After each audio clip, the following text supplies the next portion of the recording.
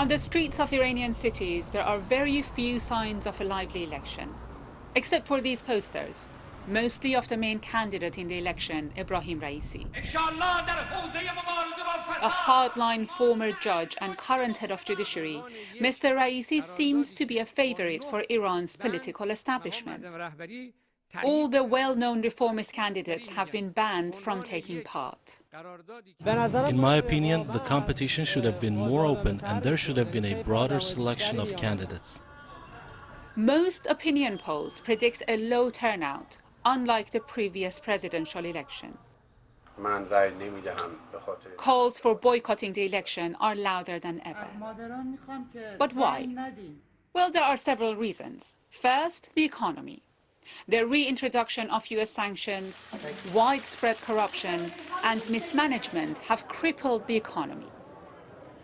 We don't make any plans for the future. We live from day to day according to the economic situation. Second, the violent crackdown on anti-government protests. Hundreds of protesters were killed in demonstrations in 2017 and 19. Their mothers have called for a boycott of the election. Anybody who votes is betraying those who were killed and their mothers.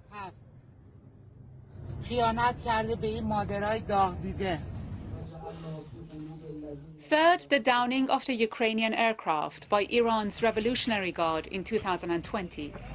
176 passengers, including more than 20 children, died. It was an unbelievable crime, and it still is. After 17 months, this story has been alive among the Iranian people all over the world, and they can't forget it. 3 days after the crash, Iran finally accepted responsibility, but it never investigated it properly. This kind of election is just lining up 7 criminals in front of you and just say, pick one of them to help the Supreme Leader of Iran to do more murders and more crimes. Many analysts fear that all branches of power in Iran will soon be dominated by ultra-conservative hardliners. They worry that darker days await Iranian people. Critics say that Iran's pseudo-democracy is turning into an all-out Islamic dictatorship. Rana, Rahimpour, BBC News.